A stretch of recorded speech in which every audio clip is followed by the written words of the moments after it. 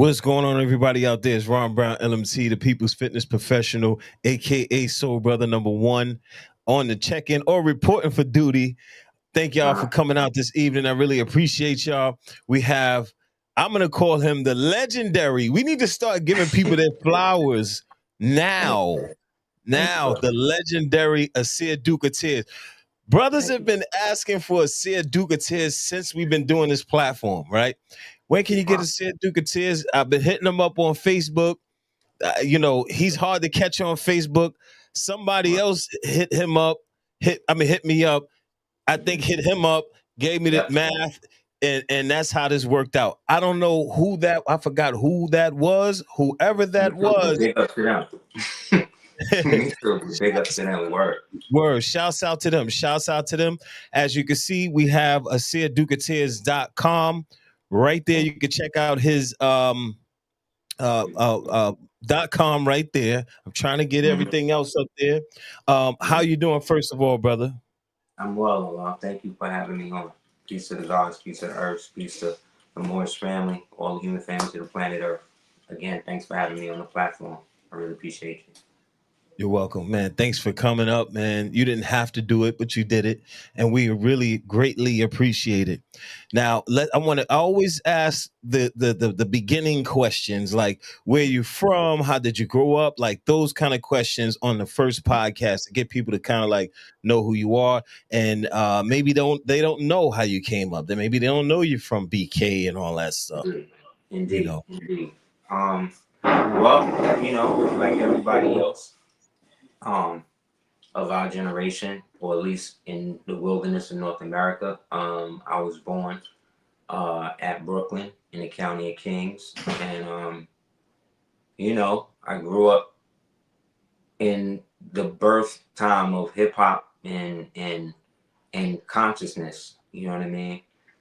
As well as the fake versions of that, which became like Afrocentrism and that type of stuff that came later, but I was there to see, like everybody else in our generation, to see the evolution of our culture. You know what I'm saying? In a way that was different from our parents' generation. You know what I mean? Our generation was also still somewhat tied to the elder generation. We still had somewhat respect for the elders and stuff. It wasn't until crack and all that stuff came that all of that fell. But up until then, even the hustlers, from the hustlers to the strugglers, everybody still understood the hierarchy in the community at that time. So that's how we in our generation was somewhat raised. You know what I mean? If I could just speak generally. And we was instilled with codes and stuff, and it was very early. We all kind of knew who was going to do what when they got older. Like, okay, Taekwon, he probably gonna go to jail, but then you know what I mean. Jamal, he might go play ball. Like you could kind of see that forming at that time still, because we was outside with each other. We wasn't sequestered into different domiciles playing video games all the time. Like we was out, so we could see people's personality form. You know what I mean? I think that helped us understand human psychology a little better, even though we wasn't maybe conscious of that. And growing up at that time, specifically now looking back, I could see like we were really still tied to the elder generation, because when we created hip hop, we created it out of the stuff that the elders had already done and thought was over. Like they thought disco was over, they thought jazz was over, they thought all that was over. You know what I'm saying? And then once we started sampling their stuff and making different music out of it.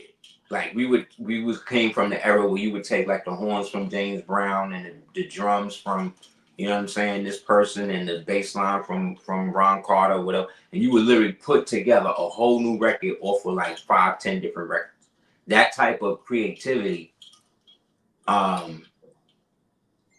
was based upon our generation also being the first generation of really inundated modern so-called Americana or American culture. And this was also when the democracy was being pumped more than the republic. So it was more about, like, the 80s was about money, you know what I'm saying? 90s was about taking other people's money. You know what I'm saying? And then 2000s was about laundering the money into whole other systems. You know what I'm saying? To control people with money. So we being the Reaganomic rapper, the Reaganomic generation, being that fostered the materialism in hip hop that basically brought us all out of poverty. The downside of that was that they made people mistook taking something from nothing as a means of coming up, and then mistook that to mean in order to come up, you had to come from nothing. You know what I'm saying? Mm-hmm. And right. that's where it split. That's where our mentality split. That's where some of us got caught up in the drug game, got caught up in this. But a lot of these gods came up, had 120. A lot of them came up, you know what I mean? Used to go to the after school rec center where we would go in Fort Greene. I mean in Brooklyn, where Dr. Robert Greene used to have his thing out there. He was a heavy community activist when I was coming up. We also came up in an era, like especially in New York, Brooklyn, any of the 5 boroughs, like you saw rappers, like you saw these people in real life. You know what I'm saying? Like you go to store, you would go to Albies, or you would go somewhere. So that fostered a sense of being a part of a people, you know what I'm saying? And then it was about okay, now out of all these people, which one do you identify with more? And then that's when we all started going into different concepts. So for me, it started from the pseudo like Black Panther situation, because my aunt, my pseudo aunt, was my mother's best friend, was a Panther at one point, you know what I mean? And was in it. But then, years later became a doctor, you know what I'm saying? Like I noticed a lot of that happened with the Panthers. Like these dudes was like hardcore revolutionaries, and then years later, Eldridge Cleaver is writing speeches for Ronald Reagan. So, Angela Davis marries a Caucasian lesbian feminist. Like, so I started seeing that side of it too. You know what I'm saying? I started seeing that side of it. Like,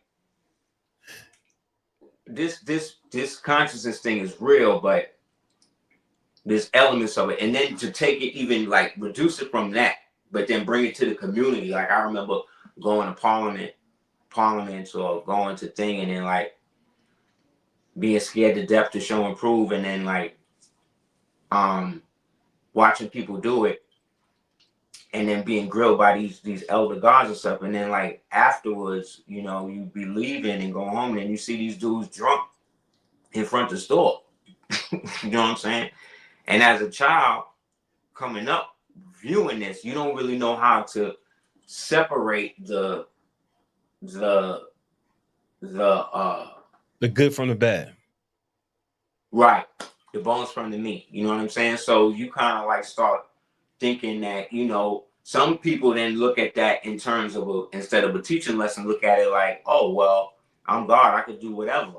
You see what I'm saying? But then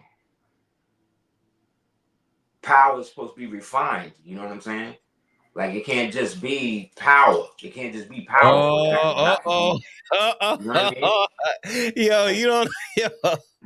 You know what I mean? That's like a thing right now in the nation. Right now, that's an argument. I don't know if it's as it was last year. Last year, power and refinement was like. Oh, that's a big thing. That was a thing. Like I don't know where it is now. I didn't even know. Yeah. I didn't even know. Yeah, I'm coming in blind. I'm just saying from how I was taught. You know what I mean? I was taught it was power and refinement. You know what I mean? Power has to be refined. You know what I mean? To make sure, you know what I mean? To be able to speak the truth to power. To you know what I mean? To create the equality, to be God. You know what I mean? To build and destroy, to be born. So that's how I was taught, right? But then, like I said, being taught one thing and then seeing another thing is something different. So then I start being like, well, I'm seeing more of the negative side of this thing more than the positive. So I'm making it positive, but it's not the culture. It's the people in it that haven't, you know what I'm saying, seen beyond you know what I mean, making somebody subordinate based upon what they know or don't know. You dig what I mean? And all movements are guilty of that, I think. You know what I mean? Like people get to a position where they know and they figure it out, and now they helping people know. But then some people ego get involved with it, where now they forget that at one point they didn't know. You know what I mean? That's why the father favors the fool, because the fool is too much of a fool to realize what it don't know. But in that, it has the ability to find out. Whereas the petrified wise man is stone faced in his wisdom and doesn't want to really look beyond what is done, because it has become used to having people come to it or him or her to disseminate this. And that's how you get despots and tyrants and cult leaders. That's how that stuff happens.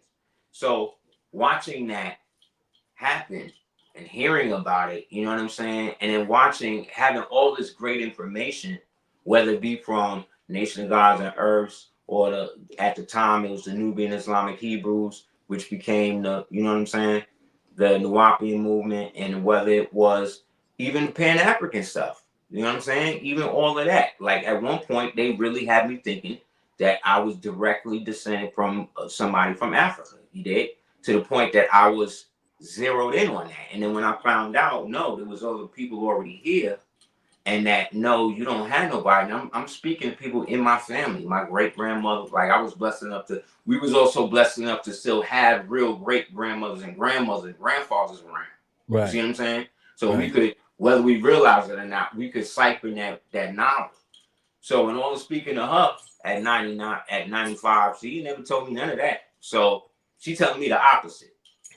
And so that's when I realized, okay, something else is going on. So that's when I met my mother's friend, because he was trying to start a sneaker line, but he also had a concert store down the block from Spike's joint. I go there, and then he got this book, 1,000 African Horsemen, and then I open it and I see the whole continent of West Africa. Just had different tribes, but the dominant ones was like Moors. So I'm looking at all this. I'm like, well, who are they? So he was like, you don't know who the Moors are? I was like, nah. And he was like, well, come tomorrow. You know, so he gave me like a brief thing, but he was like, you know what, I could tell you, but I could show you. It just so happens tomorrow we dress up in regalia and ride around the hood with the horses and all that. I was like, well, I didn't even know he had horses. I had never met anybody at that time that had horses, like melanated per se. Mm-hmm. So I go there the next day, and just like he said, they out there with the horses, and they garbed up, and it's like I was in Grenada again, as if it was, you know, because it was, you see. And so from that point on, I said, well, I got to research and find out the Moors. Now, at this time, they still trying to make it, the mainstream history is still trying to make it seem like the Moors is white people. You know what I'm saying?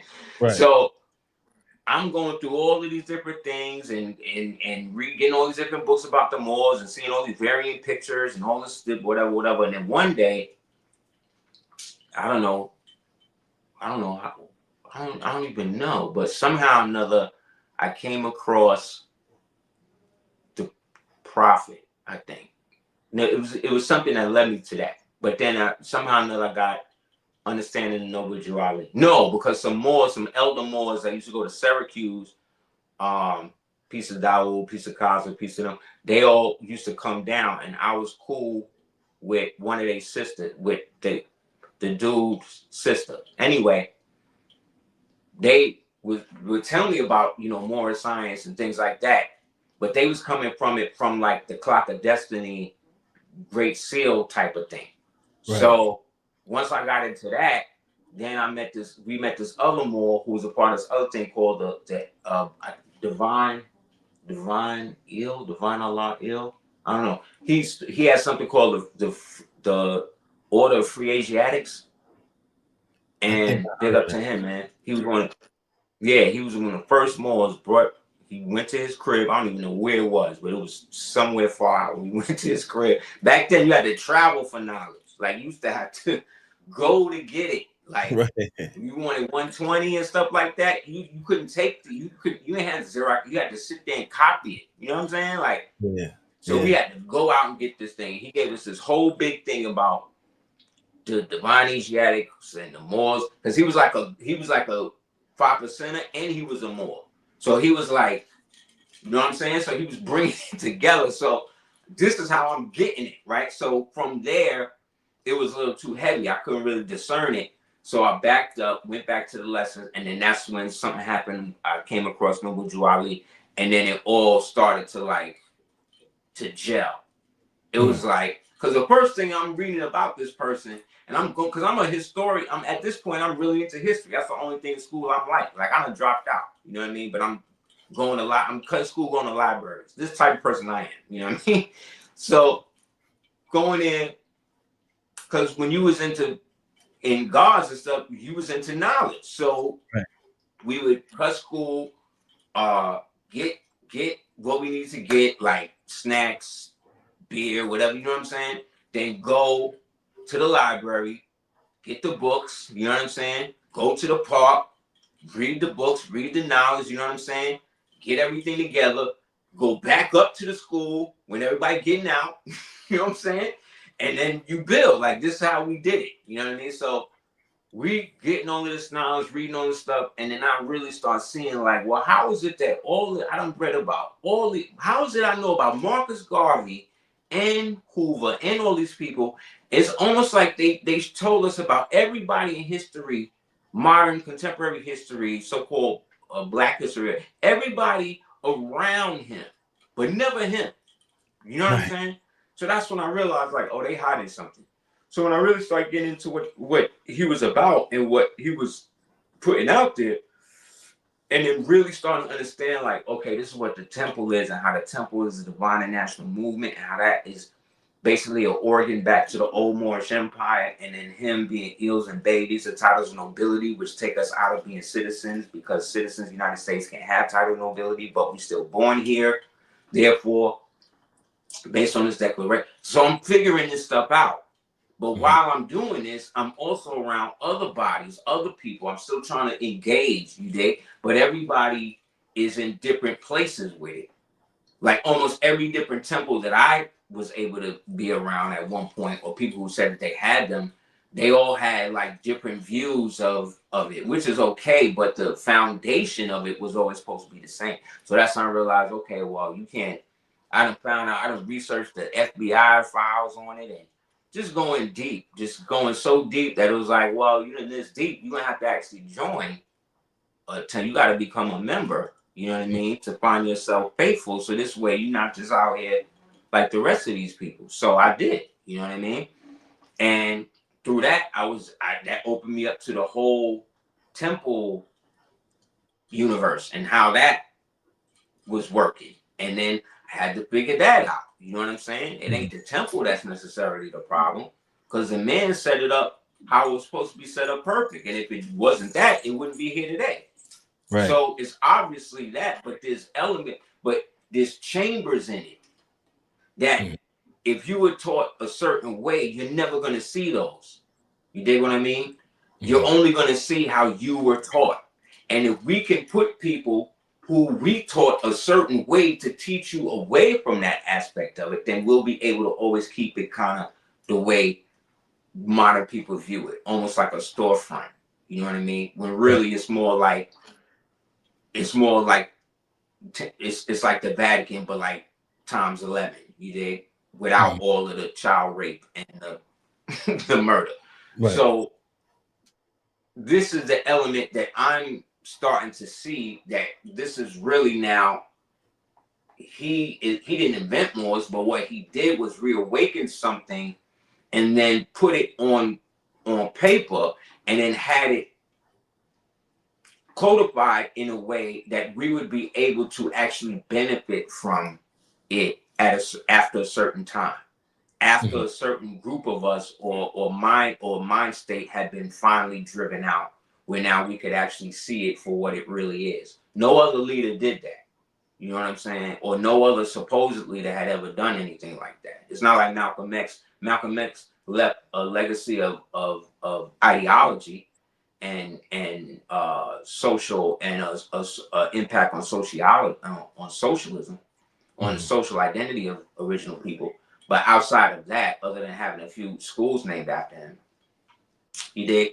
And let's keep it real: the people who actually murdered him, they probably sent their children to the school because all them niggas was in Jersey. You know what I'm saying? While we all wondering, go and see Malcolm X in the movie. Think about that. You in the movie. You there. You the one did it. And now they done made this a movie. Now you in the movie. Watching everybody look at what you was a part of. And then and then people there with you know, and then y'all still going to the mosque together. Y'all still, you understand? Mm-hmm. So that level of infiltration was it was, to me, almost too megalithic to leave things to chance. And so that's when I realized, like, okay, now that I'm here with this, if I ever get to the point where people are coming to me for this, I'm gonna strive to be as transparent or whatever as possible based on what I know and what I have done. So I'm not gonna get into the package thing. I'm not going to get into all of these different things. I'm not going to act like the most important thing in this is my point of view. My point of view is just mine. You understand what I'm saying? And if you identify with it, that's cool. But I'm not going to use it to try to impose or almost infringe on your individual understanding on what I'm saying. So I can't take offense if somebody doesn't like it or doesn't agree. I can only take offense if that dislike or disagreement gets to a point of disrespect. Now I can remove myself from it and not have to engage, because obviously if it's devolved to that, there's something either I'm not expressing or this person doesn't want to hear me express that's creating this confusion. So naturally you got to, you know what I mean? Because as a man, there's always a subtle level of violence that could, you know what I'm saying, that could just pop off just because, you know what I'm saying? So you gotta be, yeah, you really do. Because in our era you had to fight. We was the last ones to do that. Now this era, these people, they have been so desensitized and initiated into the death cult that they don't have any discernment. You know what I'm saying? Because there's a gene in the body responsible for death. That's called the apoptosis gene. So with the apoptosis, if they have created through different governmental programs the ability to isolate it and allow it to almost act as a trigger mechanism for crash outs. So this is like how, like hip hop. Would you say hip hop is a part of that? Yes. In video games like Call of Duty. Yes. But the thing is, it's not the game. It's not even the music. It's the mind's receptibility to the influence of it. So put it like this: if you're not a drunk, if you're not into drinking, you could be in a bar all day. You could sleep with bottles of alcohol in your bed. You know what I'm saying? It's no thing to you because you're not into that. However, you see what I'm saying? If you were drunk, you know what I mean, and somebody puts you in a bed full of liquor, it's now a choice. You see what I'm saying? Am I going to succumb to the environment that's laid out for me? And that's what we're dealing with. We're dealing with it's not the individual. It's not even the environment. Well, it's the environment and the circumstance more than the individual.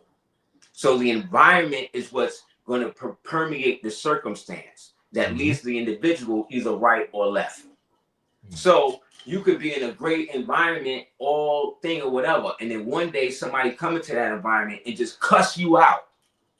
Some people, depending on how long they've lived in an environment where that wasn't present, would be psychologically broken for years behind that. You understand? Whereas somebody that grew up like we grew up, That ain't nothing. We've been being cussed out since we could first go outside. You know what I'm saying? Yeah. My mother was screaming at us and cursing at us to close the door, either come in or stay out, right?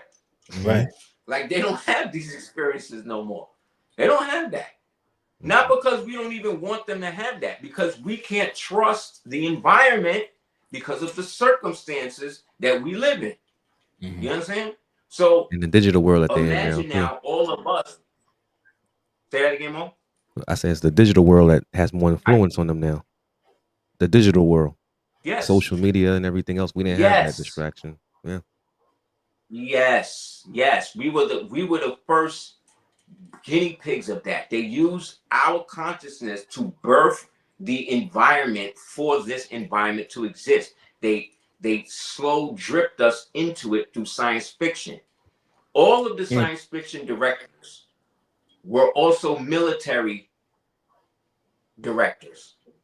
Kubrick filmed the moon landing, right? We all know that. That's already a fact. Everybody know that.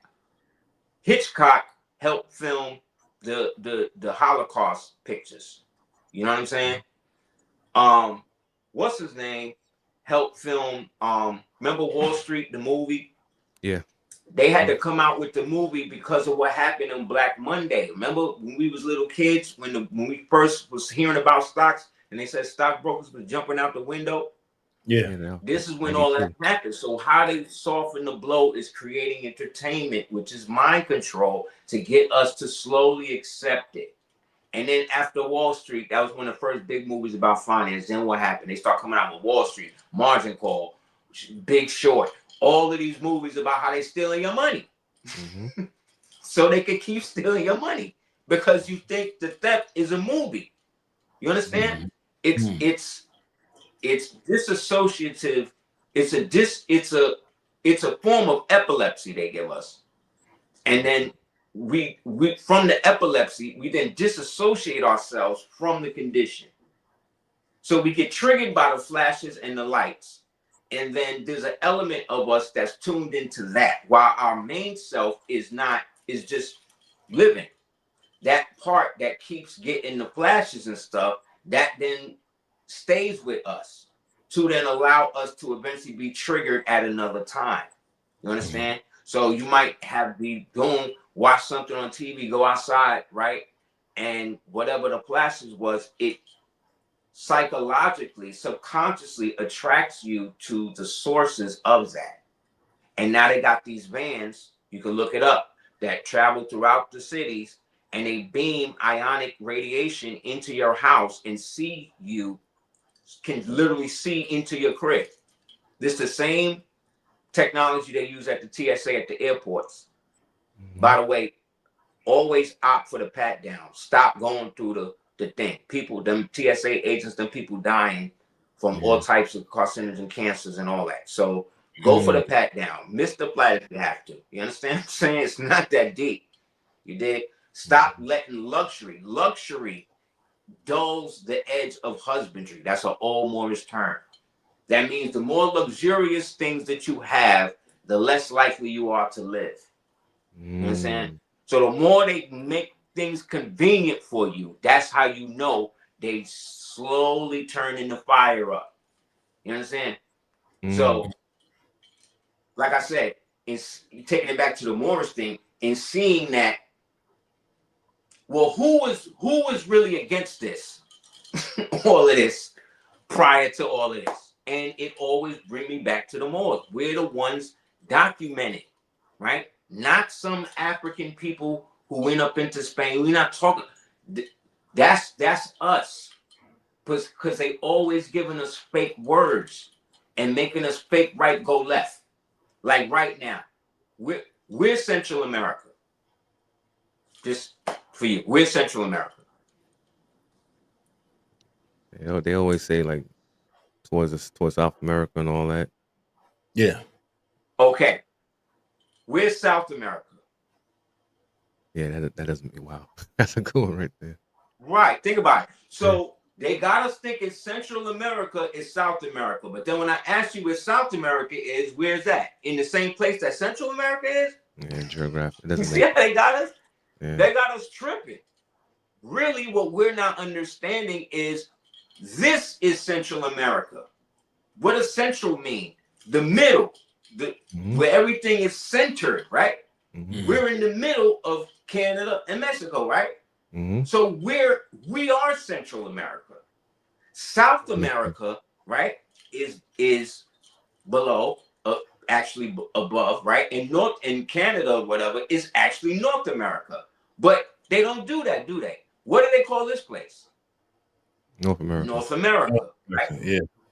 Well, he just said this made sense. Coincidentally, was it like last month when Trump was saying something about making Canada? Something like, it's crazy how you just said that. It's considered part of it. Yeah. They're trying to make Alberta part of America now. Yeah, because Canada is full of communists, full of satanic communists that's trying to destroy the country. Do you know in Canada right now, if you want to die, they got a system where you can go and basically euthanize yourself and you could just die for free. They'll pay for it. You know that? Yeah. Yeah. Right now. Parts of Europe right too. now. Yeah. Yeah. Because this is what I'm saying. We are not understanding our position. There's a thing in mathematics called quantum superpositioning.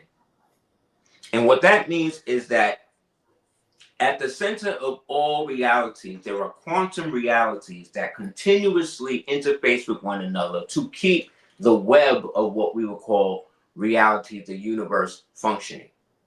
This would be akin or similar to the webbing in your veins that create the actual vein itself. You know what I'm saying? It's the unseen web. Like when you close your eyes and you see all those little lights, that's it. That's it. Those quantum entanglements, when given a circumstance to exist in, when they are observed, they cease to move. Once you stop looking at them, they move again. So therefore, they become, or ain't they, are also relative to what they call free radicals, right? What this means is, you know the yin and yang symbol? Yeah. The yin and yang symbol is a symbol of quantum entanglement. So what that also says is that the colors involved in that is usually what? Black and white. The colors when it comes to a checkerboard is black and white. Whenever they want to run a race and have the race winner win, they show you the checkerboard, right? And wave it 3 times. These things, when you go to certain lodges or temples, the floor is always what? Black and white. You understand? Because what they're doing is using us as the pieces that they allow reality to function through. So the devil, and by the devil, I'm not necessarily talking about the grafted made devil. I'm talking about the actual avarice entity that people act like don't exist in a non-corporeal form, that is able to take relative forms because it was made, or it is made out of something that we are not. And so this force, this thing, this entity, whatever, it has the ability to make people think, make people think that the choices that they make are always supposed to be beneficial to themselves, when the basic choices that we're supposed to make are those that benefit not only us, but the world around us. You know what I'm saying? The tree don't yell at you when you cut it down, you understand? And make bark from it, because the tree understand that it can live in different forms. The water don't get upset when it freezes because it knows it's still water, so it'll already find its own level at some point. We are the only species and creatures.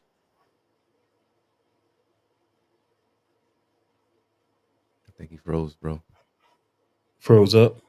He froze up. He's dropping some gems right there. Don't always say that, Ron. Water is water, no matter what form we put it in. It's always going to be its truth core. Indeed, for sure. He was building too, man. I wanted them to build about non-corporeal corporeal form that Adversary, people would say the devil is. is the devil. Which I wanted him to get deep into that Oh, part. you got to read The Desire of Men. Louis Claude Saint Martin. People read that. Man, nature, and What happened to him? spirituality. It talks about that. Oh man. We're going deep. Well, man, he's gonna probably come back on. Pardon y'all, technical difficulties. It happens. It happens. It happens. Plus, It the weather happens. is bad too, man. Yeah. How is it over there in BK? Cloudy. Cloudy. It is cloudy. Peace to We the have chat. Peace to everyone tuning in. peace to everyone tuning in. We have Dr. Paul Dyer coming in on at 8 o'clock. We have another interview. We have an interview with Abdullah. It's a lot of interviews coming up, man. Also, don't forget to comment, like, share, subscribe. We're trying to Super build this chats. we're trying to build this platform. This platform is growing. So also the website www.nyptalkshow.com. Again, www.nyptalkshow.com. Cash App NYP Talk Show. Help us run those numbers up. Here he is. The man of the hour. Here we go. The phone overheated. Okay. All right. The So phone overheated, bro. Go ahead, man. now I had a question about the non-corporeal entity that you say exists, right? Now, would you say the grafted man is a thought manifested from this energy? Yes. It is a manifestation of our deepest iniquity that was manifested into something that could be exploited and used as a beast of burden against the greater populace, who at the time had no real interface with this thing. And the people that manifested it or made it descended from those people who, for generations prior, had been a part of the families that wanted to keep that type of process going. So every 600 to however many years, there's a new crop of them that will come out. This is where we get the Italians from. This is where we get all the different types from, but they all coming from the same, pretty much the same source. However, they also found ways to create them out of other forms of technology.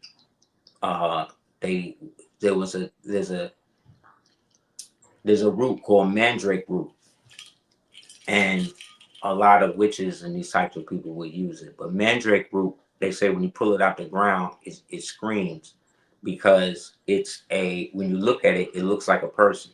It looks like it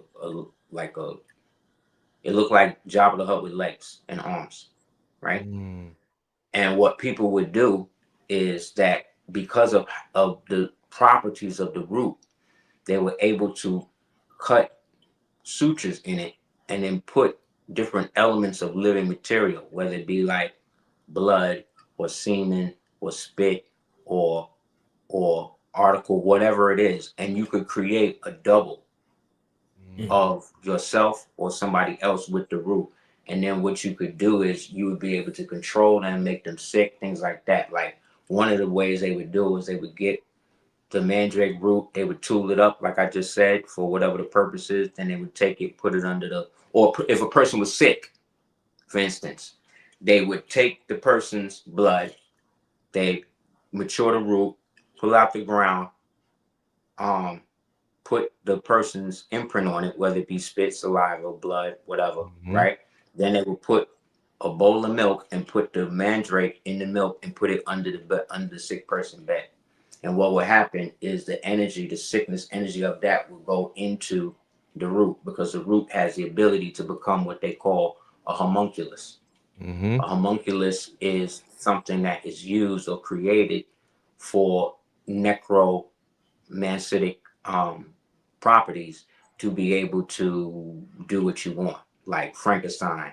Or you ever heard the story of the Golem of Prague? Have you ever heard that story? Or born, or also like a bornless ritual, something like Yes, that. because it has no. You become the parent of it. That's why you got to be.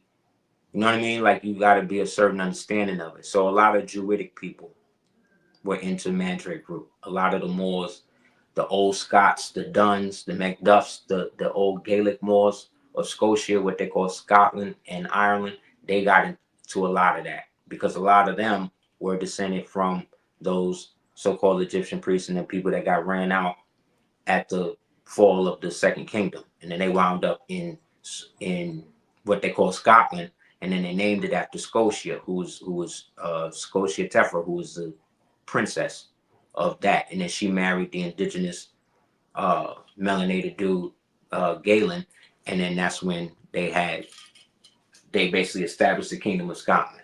But one of the ways that they did that, like I said, to promote free health and stuff, is that they would use these mandrake roots in that way to create people and things. So that's an old form of cloning. You know what I'm saying? So if they was doing that then, and Imagine then what they're doing. exactly, you know what I'm saying? So I don't mean to cut your wisdom, man. It's so many questions I have to ask you. Being that we're talking about cloning, we're talking about Frankenstein. When I'm looking out at the world right now, and it seems like whatever the devil, so to speak, wanted to accomplish, he has accomplished it already. It's like it looks like we're walking around and we're bumping into zombies every day, all day. People are being turned into zombies through the food, through the water, through the clothing, entertainment. But because they not with the face coming off, you think that it's not like that. But that's what I'm saying about the time. We don't even know what time we're really in. You understand? Because remember, 1581. Now, that's the other thing we got to understand. We're talking about the Council of Nicaea. We're talking about Constantine. We're talking about all these Nero. See, these people is not Caucasian. That's what we got to really understand. Because what keeps us from rooting this type of evil out amongst us is because they put the face of evil to us under a white face. Same way they did to Caucasians, only thing with our face. The only difference is politically, power-wise, they have more of an ability to act that out collectively. You see what I'm saying? Because we collectively don't understand the game.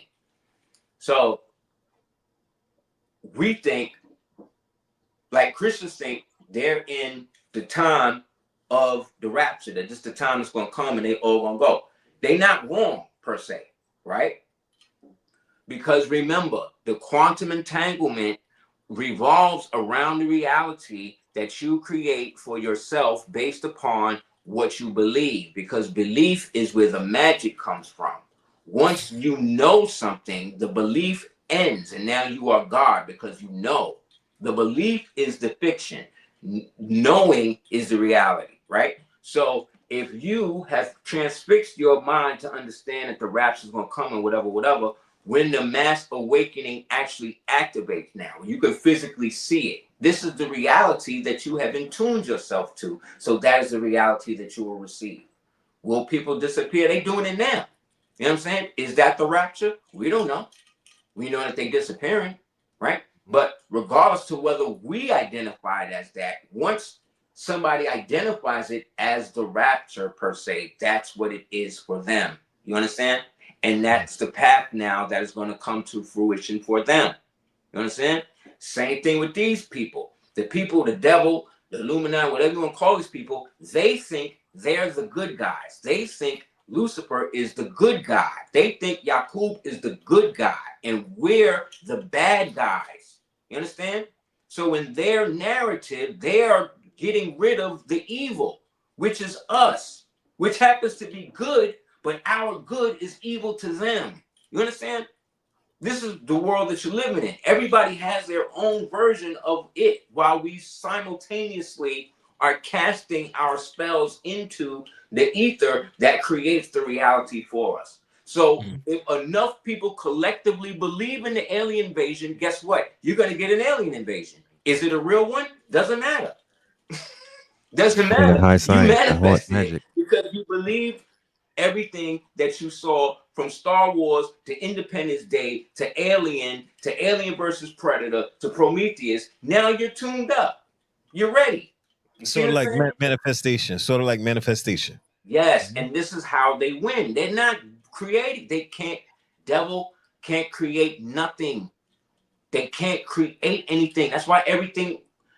There's an element of reality that exists where it's actually spoken that our reality actually ended in 1999, that it actually was done, and that what came after 2000 and everything that is just a repackaged version of everything that happened from the beginning of the experiment, which technically was, let's say, from 1812 to 1899, and then from 1899 to 1999. That's how long this demon, this thing that we're dealing with has been in power. That's it. Exactly. Right. Now, oh man, you getting heavy. Now, so what I'm saying is, the Christians think that the coming is coming, but what I'm saying is that the coming came. What they're talking about as the second coming and the glory of the millennial reign, that was the reign of the old Moorish Empire. That's why everything that we have now is based on that. That's why everything we're dealing with now is a resurgent or something that was left over from that period. That's why when you look at pictures of Yeshua, he got the burnous on, he got the what you call it on. When you look at pictures of the Moorish chief, he dressed just like that. When you read about the actual Moorish period of that period, they said you couldn't tell anybody apart. The Jew, the Muslim, the Hindu, they was all synonymous. Everybody was speaking the same language. All of the world was fed. The entire world was speaking a specific language. Everybody was free. Everybody had free energy. It wasn't until those people, those Moors, lost or fell from their noble nature, you understand, that they allowed themselves to start to breed what all the high cultures eventually do. They start experimenting with luxury, creating beasts to do the work. And that's what happened. But what happened was, inside the earth, you got these entities that's there, that was there from before the flood. We all can agree the flood happened. We all can agree that the societies that was there post to the flood is basically the societies that came after. It's just that a whole sector of reality and bloodlines was wiped out. But not everybody. Those remnants that was left was able to then reestablish elements of the same old bullshit that we was trying to shut down. That whole creating a vessel for these non-physical entities to inhabit, whether it be a rock, whether it be a stone, whether it be a biological body, whether it be a mandrake group, that type of stuff, that's how they started it. And the more they started dealing with that, the more some of us started pulling away. And then it was like, you know what? We're going to have, if y'all don't stop, we're going to have to go to war. You know, it's funny. More of us, yes. What's funny is Noble Drew Ali spoke against sacrificing animals and things like that for rituals and stuff like that. Because when Yeshua, if we go by the story now, not everybody believe in it, whatever, but let's go by the story. When Yeshua passed, that was the last human sacrifice. That's why when they say all of the sins had been forgiven, sin mean moon. The blood rituals went under the moon. So everybody that was born in sin, after they killed that group of children, everybody would then go and have sex under the moon, under sin, to create the next crop of children that was going to be sacrificed. You understand? Now, I want to ask you this before we run out of time. The brother just asked, if you could just drop this real quick. As Aseer about the white boy sorcery that is used on us. That is that our sorcery that's used. modern version of it, the modern version of it. I think you just explained it all, really, though. You But did. Yeah, pretty much. But I just wanted to put a pin in it and say, so everybody thinking that it's coming, but it already came. And we are the sons of man. We are the soul of man that had came from that and left ourselves here. So when everything went away, and now the bottomless pit opened up, the Sheol opened up, the mud floods rushed through everything, destroyed. All of them people had been gone. They had resurrected, or excuse me, ascended themselves with the ether technology. Those that decided to bounce, go stay into the higher realms. Those of us that was left now are the remnants of these people who remembered elements of that. So all of that generation, our great grandmother and them generation, they lived in it.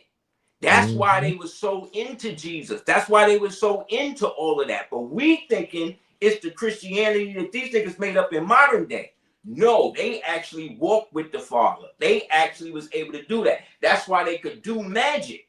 That's why your grandmother, you could come in the crib at 1 o'clock. You come back at 3 o'clock. You got a whole feast. You got a whole thing of food just out of nowhere.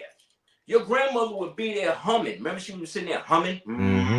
She's putting the vibration of the bells that they used to hear in the millennial reign into the food. That's why it tastes so good.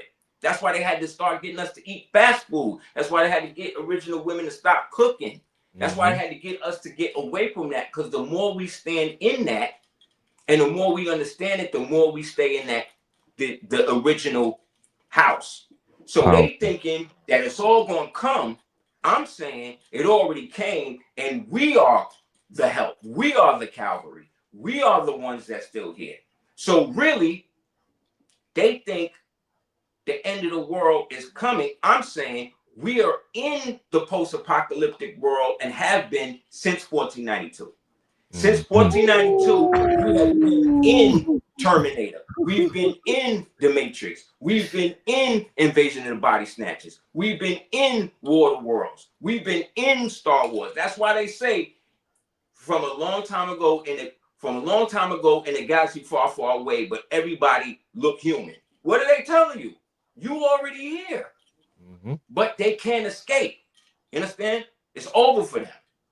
Because they wrote the script and then tied themselves to the script, created alternate scripts, but now with so many scripts, the timeline is destroyed. So they can't get out. And while they can't get out, our consciousness vibration is raising, amplified by the sun, amplified by the Nibiru sun, amplified by the black ultraviolet sun that we don't see. All of this is amplifying us, and whether we know it or not, we are producing the heat. It's coming from us.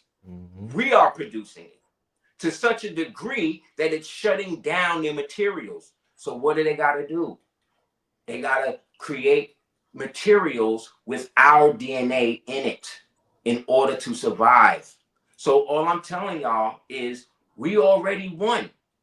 All of this stuff you see happening, first they're going to release the Epstein list, then we're going to get the Epstein list. Then we almost got the Epstein list. Then this is the Epstein list. Then there's no Epstein list. So what are they telling you? We all down with it. Right? But we knew that. So unless you're being trafficked to Epstein Island, most people don't care. All people want to do is get the names. So that way they can feel like they have a close in on it. But now in this new reality, the new realities say, we don't already gave you the truth. Anything we tell you is a lie. The truth is actually coming from people like you and me. So people stop watching them. They watching us now. So guess what? You're the media now. You're the elder now. You're the grandfather now. You're the grandmother now. So start putting your children in line. Start giving them the right information. Stop falling for the banana in the tailpipe. Stop getting emotionally caught up in whatever. Wasn't we just going to be in World War III last week? Wasn't they just about to drop a nuclear bomb last week? Exactly. Nuclear bombs are scams. You understand? They're scams. You know why? Because you ain't never seen one in your whole life. Exactly. You know why? Because if nuclear bombs was real, how come Japan people, you can go to Japan right now and go to Hiroshima. Go stand where they dropped the bomb at. And you know what? It's nothing but vegetation. People living, everything good. Everything is great. Go to Chernobyl right now. Chernobyl's like a paradise. It's like Eden over there. You know what I'm saying? You know what destroys radiation? Weed. They drop a weed bomb, they drop radiation, get copious amounts of marijuana and dump it into the ground. You know what's going to happen? We're going to eat up all that. So again, we were supposed to be bombed last week. We were supposed to be done, right? No. Are we still here? Yes.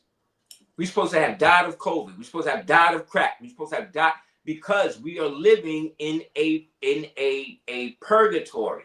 We're living in a terrarium. We're living in a terrarium, right? And the glass, the person who built it is about to break the glass. And so you got everybody who knows it's a terrarium trying to reinforce the glass. But it's too late. We already out. So us with this type of consciousness, we've always been here. We just keep coming back. We keep coming back. And now that we've come back for the last show, we're here to let everybody know that once this closes out, the real thing begins. And in the real thing, none of this stuff matters. So they got you thinking that means death. It's not. You know what I'm saying? We are at war with principalities and powers and unseen forces in high places. That's a fact. Therefore, evil don't exist where we exist. It exists in the places we don't see. Therefore, everybody that we don't see but we see every day is a part of that evil. You understand? Especially if they're endorsed by the mainstream.